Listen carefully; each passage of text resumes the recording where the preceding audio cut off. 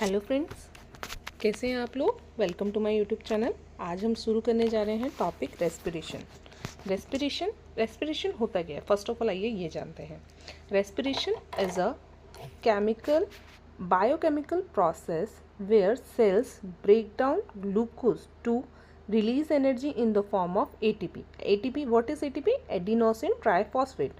This energy is used to fuel various life processes within the organism.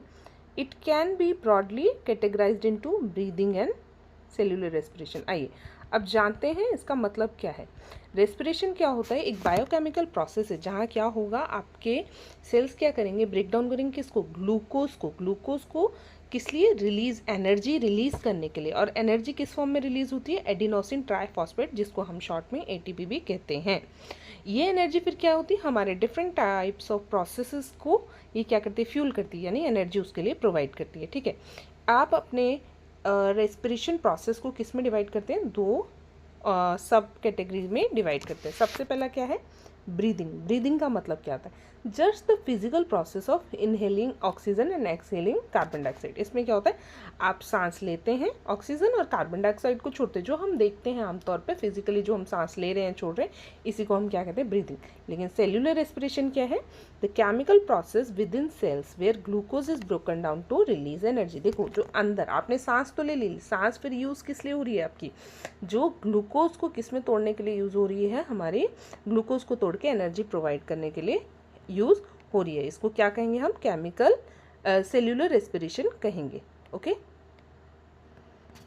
आगे देखिए pyruvate क्या होता है आपका। देखो, जब ब्रेक डाउन होता है किसका, ग्लूकोज जो क्या है 6 कार्बन मॉलिक्यूल है, वो जब टूटता है किसमें, 3 कार्बन मॉलिक्यूल में, उसको हम क्या कहते हैं। देखो, जब ये 6 कार्बन मॉलिक्यूल से कितने में टूट रहा है, 3 कार्बन मॉलिक्यूल में टूट रहा है आपका कौन, ग्लूकोज, इसको क्या कहा जाता है, पायरुवेट कहा जाता है।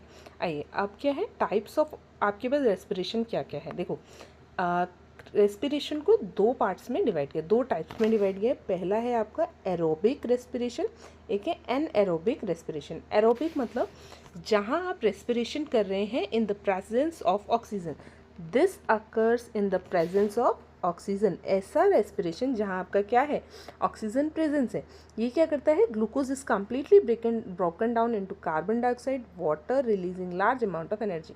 इस वाले में क्या होता है आपका, जो एरोबिक रेस्पिरेशन में क्या होता है, आपने जितना भी आपके पास ग्लूकोज है, ग्लूकोज जो टूटता है ना, वो कम्प्लीटली टूटता है। मतलब आपको, अब एक चीज़ अगर प्रॉपर यूटिलाइज हुई तो उसमें आपको ज़्यादा एनर्जी मिलेगी। सेम यहाँ होता है, एरोबिक में आपके ऑक्सीजन के प्रेजेंस में होता है तो ग्लूकोज पूरा टूटता है, पूरा टूटा है मतलब उसकी पूरी एनर्जी बनी है, उसी को हम क्या कहते हैं, एरोबिक रेस्पिरेशन कहते हैं।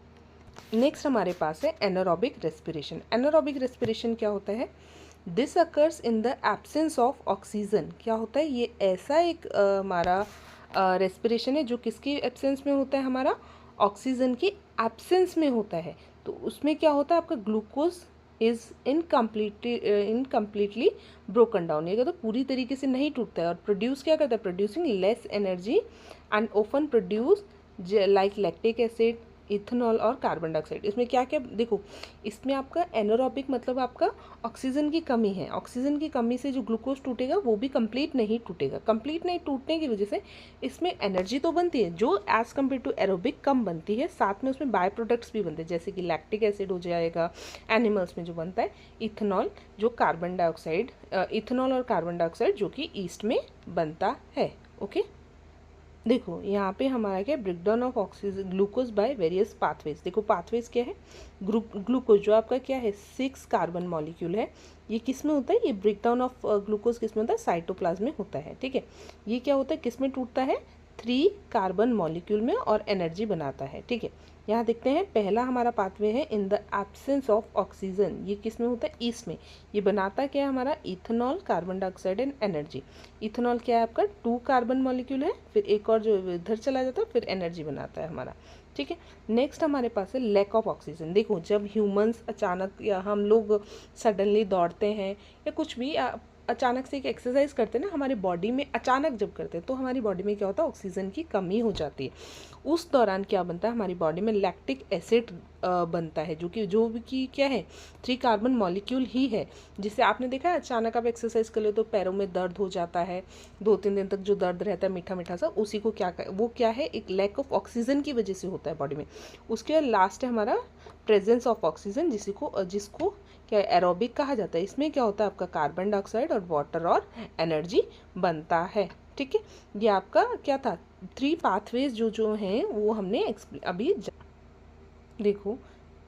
लैक ऑफ ऑक्सीजन, जब क्या होता है, लैक ऑफ ऑक्सीजन होता है मसल्स में, ये क्या बनाता है, पायरुवेट किस में कन्वर्ट होता है, lactic acid, which is also a 3 carbon molecule, अभी हमने देखा। और देखो, buildup of lactic acid in our muscles during sudden activity causes cramp, जो अभी मैंने आपको लास्ट बताया, अगर हमारी बॉडी में एक सडन एक्सरसाइज या फिजिकल एक्टिविटी होती है, उसकी वजह से क्या हो जाता है, हमारी बॉडी में एक लैक्टिक एसिड बन जाता है, जिसकी वजह से क्रैम्प्स, जो हम कहते हैं ना अचानक से दर्द हो गया, उसी को, ये किस वजह से होता है, लैक ऑफ ऑक्सीजन की वजह से होता है। नेक्स्ट हमारे पास है कि एटीपी, जो हम अभी तक सुन रहे थे, ये है क्या। देखो, ATP is energy currency for most cellular process. देखो, जितना भी सेल्यूलर प्रोसेस होता है कुछ एनर्जी बनता है, एनर्जी किसकी फॉर्म में बनता है, एटीपी के फॉर्म में कहा बनता है, जिसको हम क्या कहते हैं, energy currency. Energy release during the process of respiration, जो एनर्जी रिलीज होती है रेस्पिरेशन के दौरान, ये क्या होती है, यूज़ किस लिए हो जाती है, आपके make an ATP molecule from ADP and inorganic phosphate. देखो यहाँ रिएक्शन ये वाला दे रखा है ना, ये क्या है, देखो एटीपी प्लस पी क्या है, फॉस्फेट, ये एनर्जी की प्रेजेंस में क्या बनाता है, एडीपी, और जिसमें पी भी होता है, जिसको हम क्या कह देते हैं, एटीपी। ओके, उसके बाद क्या है, exothermic process in the cell then use this ATP to drive the reaction। देखो exothermic process जो होता है सेल का, वो फिर क्यों यूज़ करता है, इसी ATP की एनर्जी को यूज़ करके बाकी काम अपने करता है।